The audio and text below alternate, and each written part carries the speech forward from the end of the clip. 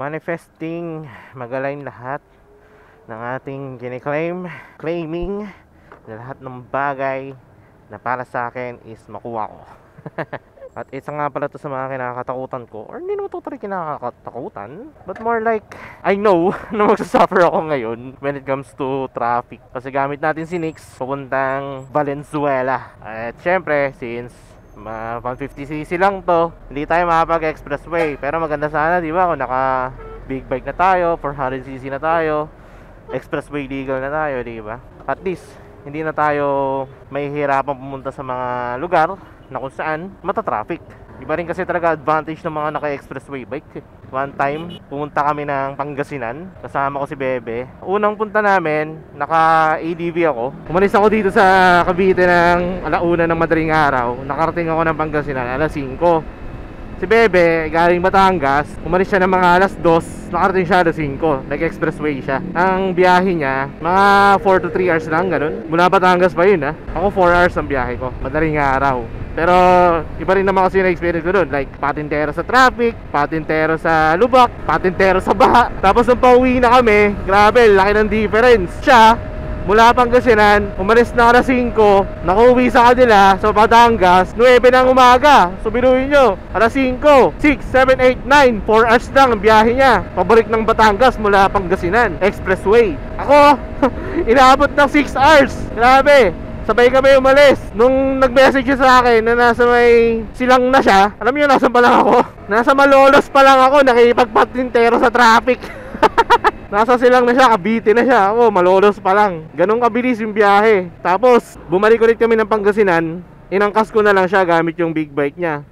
Nag-expressway kami. Ang bilis din ng biyahe namin nun. Instead na makipagpatintero ka sa traffic, instead na kung saan ka lumusot, eh isang diretso lang. Kasi expressway naman eh. Tapos pwede ka magpatakbo ng nasa 100, walang pipigil sa'yo.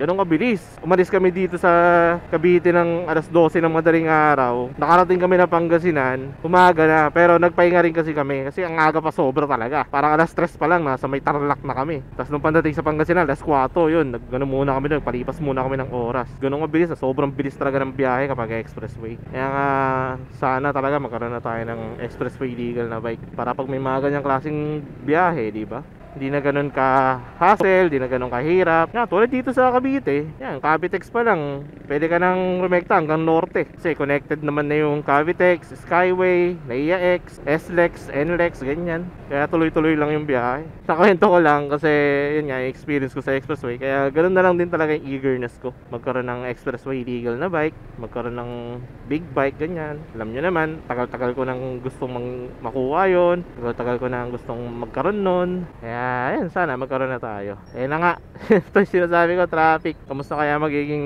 biyahe natin nito? Tapos ano pa, sports bike pa. Tiis malala.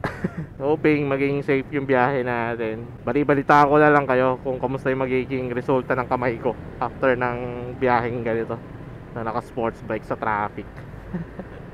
20 minutes later. So yun, 30 minutes pa lang ang buong biyahe. Pero ramdam ko na yung sakit sa batok. Pero iba kasi talaga binibigay na sakit ng katawan at the same time happiness sa sports bike. Lalo na kung nagko-cornering ka. Pero sa ganitong sitwasyon na parang traffic, stop and go, singit-singit, ganyan, expect mo talaga na may strain kang mararamdaman. Good thing na nga lang din, itong R15 magaan lang, madaling isingit. Tsaka flickable siya. Tapos medyo manipis din. Kaya parang madali lang talaga siyang isingit, kumbaga. Mas malapad pa nga yung ADV ko kaysa dito eh. Na-miss ko to C5 extension. Tagal ko na rin hindi nakakapunta dito. Na-miss ko na nga rin mag-Marilaki. Tagal ko na rin hindi nakakarating dun. Huling Marilaki ko pa nung summer ba? Sama yung mga tropa. Sakit sa likod. Ang awit na ako. Many unbearable hours later. Eto na, nagsisimula na mag-traffic, mag-build up ng sasakyan. Ilang kilometers lang, abutin ka pa ng ilang oras. Sana mamaya sa pag-uwi, hindi na ganito. Pero tingin ko ganito pa rin yan, hindi magbabago yan. Tuwing madaling araw lang naman di traffic dito sa Metro Manila, specifically dito sa part ng Pasay. So far yun, sumasakit na yung likod ko. Hindi naman yung totally na parang hindi na ako makabiyahe or what. Pero ramdam ko na may something na sa likod ko na para na akong tinutubukan unti-unti ng pakpak. Ganun yung feeling. Yung kamay, kahit pa paano tolerable. Siguro nasanay na rin yung kamay ko sa ganitong riding posture. Kasi dati talaga, nung mga bago pa sa akin to si Nix, ramdam na ramdam ko yung sakit ng kamay every time na ginagamit ko siya. Ngayon, parang unti-unti na siyang nasasanay. Pero may sakit pa rin. Ramdam ko pa rin. Kasi lahat ng puwersa ng motor o bigat ng motor nandito sa handlebar. So basically, kapag nag-apply ako ng brake, nag-i-stop ako, yung weight distribution niya napupunta sa harapan. Medyo napepuwersa rin yung kamay ko, lalo na sa lubsob yung riding posture ng motor na to. Pero yun nga, tolerable naman kahit pa paano. Sa binti naman, ganun din. Nakakaramdam na rin ako ng ngawit, saka sa batok, kasi yung riding posture sa lubsob, yuko, ganyan. So medyo strain din sa batok ko. Wala, tease pogi talaga pag naka sports bike ka. Doon ka na lang bumawi sa pagiging tease pogi. Ang tanong, yun na nga, hindi ka na nga pogi. Yung motor na lang nagpapapogi sa'yo, parang sa akin. Malalaman nyo rin kung ano yung pupunta ako dito sa Valenzuela. And manifesting na maging smooth lahat. Kiniklaim ko na magiging smooth, na magiging good, na magiging worth it yung pagbiyahe ko na to, yung makukuha ko at something. Claiming and manifesting. Kaya God, ikaw na po bahala. If it's your will, then I'm very thankful. Kung hindi man, thankful pa rin kasi nilayo mo ako kung so kung naman na hindi pa para sa akin. Pero still hoping na para sa akin na talaga to. 24 hours later. So guys, ito na nga pala, nandito na ulit ako sa Cavite. And sorry, hindi pa rin kasi ang mga paniwala na eto na yung isa sa mga nilook forward ko, pinapangarap ko. And thankfully, thank God, at nandito na siya. I want you all to meet Kuina. My 450 SR! Yes guys, meron tayong new bike dito. 450 SR. Ang pangalan niya is Kuina. Ayan. Yes, alam nyo naman, gustong ko magkaroon ng big bike. At the same time, isa talaga to sa mga pinapangarap ko, etong 450 SR na to. Kasi ever since na nirelease to sa Pilipinas, yun yung isa sa mga nagustuhan ko. Kasi nga, yun nga, 450cc big bike, twin cylinder, 270 crankshaft, tapos sa sports bike, diba? Yun, no? Pogi, ay hindi pala pogi, ang ganda. So yun, sinumap ko nga pala ang aking Yamaha R15 for this bike. And nagad na lang din ako ng cash. Sulit na rin kasi based dun sa previous owner, pang subdivision niya lang daw ginagamit. And ang gumagamit nito is bata pa daw, para mga nasa teenager pa kung tutusin. Masyado daw kasi malakas para sa kanya, so nag-downgrade sila into 150cc. Ayan, may mga ano lang siya, may mga scratches lang. Like for example, dito sa part na to, siguro na anuhan ng aso. Yan. Tapos may mga accessories na rin. Tulad nito, may steering damper, may cover ng shock. Then itong side mirror, ano na to, aftermarket. Tapos syempre nilagyan na natin yung VMAX. Although may nakalagay dyan dati na Akrapovic. Pinalitan ko lang ng VMAX na ganito, na muffler. Slip-on lang siya kumbaga. Tapos ayan, yung turn signal, kikita nyo, nakalawlaw. Kasi goma lang naman to. So pumurol na, kaya tatanggal na siya. So far yan lang naman yung nakikita kong may issue with this bike. Pero engine wise, power, shifting, etc. wala akong masabi. Grabe, sobrang satisfied ako sa bike na to. At ang isang inaalala ko pala is kung masyado siyang sporty. Nagulat ako nung sinakyan ko siya, hindi pala. Hindi pala siya ganun ka-sporty. Na parang upright pa rin yung riding posture ko. Unlike sa R15 na sobrang salubsob. Ang sakit talaga sa kamay nun. Pero dito, mula Valenzuela hanggang makarating dito sa Cavite nang hindi nag-expressway, hindi naman ako sumakit yung kamay ko. Pero may konting ngawit, syempre kasi medyo sporty pa rin naman. Pero in terms of riding posture, mas aggressive si R15. So yan, sound check lang natin. Syempre naka VMAX. Yan siya. Ang ganda ng tunog, buong buo. Brum brum. Sheesh. Ayan, pupunta lang ako sa tropang si Ian kasi papaayos ko tong turn signal. Gawa na yun nga, nakalawlaw. Tapos pa-check na rin natin kung ano mga dapat ipa-check sa bike na to. Papalitan ko rin pala ng side mirror to kasi masyado siya mabibrate kahit mabagal lang yung takbo. Tapos wala rin ako makita, para siya may grado.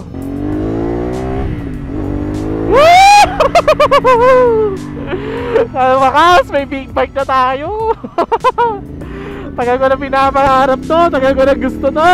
Tapos 450 SR pa. Ang nakakatuwa pa kasi, ang tagal ko nang gusto magkaroon ng 450 SR. Actually, bago ako bumili ng MT-03, ang nasa isip ko noon, NK400 lang. Kaso hindi ako nabibiyaan eh, hindi ako nakakuha ng magagandang unit. Tapos yung iba naman, hindi sumasang-ayon sa akin. So nag-decide ako sa MT-03. And then nung nabenta ko yung MT-03, bibili na sana ako ng 450 SR. Kaso hindi pa sumang-ayon sa akin. Hindi ko akalain na ma-aksidente ako. Kaya pala hindi pa binigay sa akin ni God yung 450 SR na yun kasi may ganun palang mangyayari. Hindi pa nag-a-align kumbaga. Nag-post din ako sa page ko, nakako, sino pwede magpahiram ng 450 SR. Gusto ko lang ma-test ride. May na mga nag-comment dati.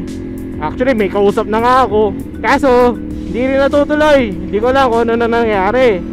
Then isa pang naging option ko, magre-rent ako ng 450 SR.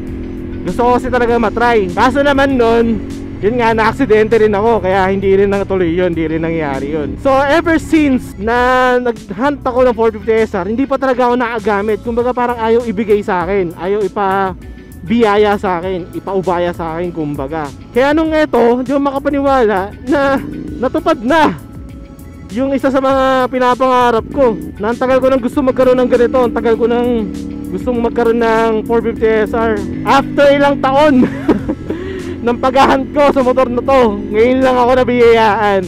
Pero worth it naman siya.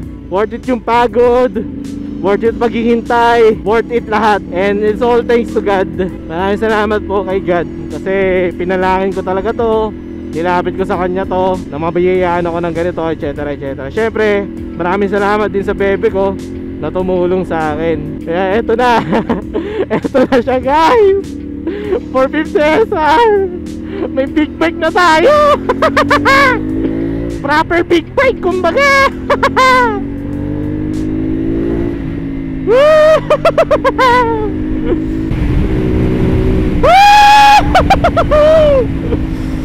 Sarap! Punta na tayo sa tropang si Ian. Hindi niya pa alam. Hindi niya pa alam na may ganito na tayong motor. Sasabihin ko na lang sa kanya, hiniram ko lang to.